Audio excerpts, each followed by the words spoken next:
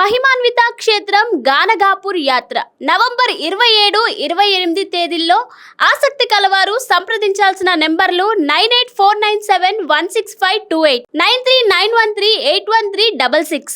Hi hello namaste welcome back to Max TV. నేను మీ Sravya. Mega fans trolls on Allu Arjun ప్రస్తుతం నెట్టింట్లో తెగ ట్రెండ్ అవుతున్నారు.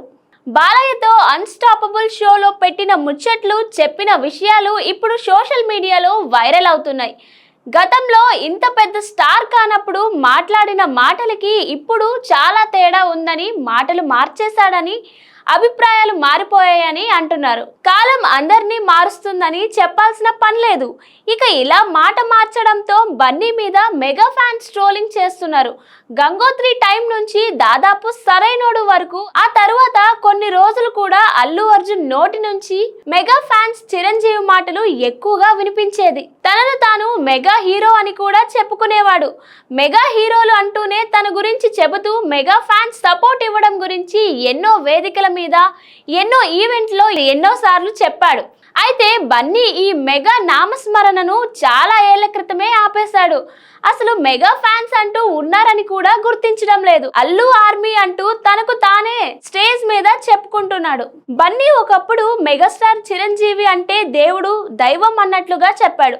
అసలు మామూలుగా అయితే ఏ కొడుకైనా కూడా తన తండ్రే హీరో, దేవుడవుతాడు. కానీ బన్నీ తన కెరీర్ ఆరంభంలో ఎప్పుడు కూడా చిరంజీవి గురించే చెప్తూ ఉండేవాడు.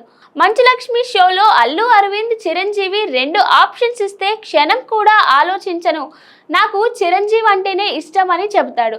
అలా బన్నీ చెప్తుండడంతో మెగా చిరు భజన చేయడంతోనే ఫ్యాన్స్ ఓన్ చేసుకున్నారు. కానీ బన్నీ ఇప్పుడు తనకంటూ ఓ బ్రాండ్ క్రియేట్ చేసుకున్నాడు. నేషనల్ వైడ్ ఫాలోయింగ్ సంపాదించుకున్నాడు. ఇంతవరకు ఏ బాలీవుడ్ హీరో సైతం పాట్నా లాంటి ప్రదేశాల్లో ఈవెంట్ పెట్టి లక్షల మందిని పోగు చేసుకోలేకపోయారు. పాట్నాలో ఈవెంట్ లో బన్నీ స్టామినా అందరికీ అర్థమైపోయింది.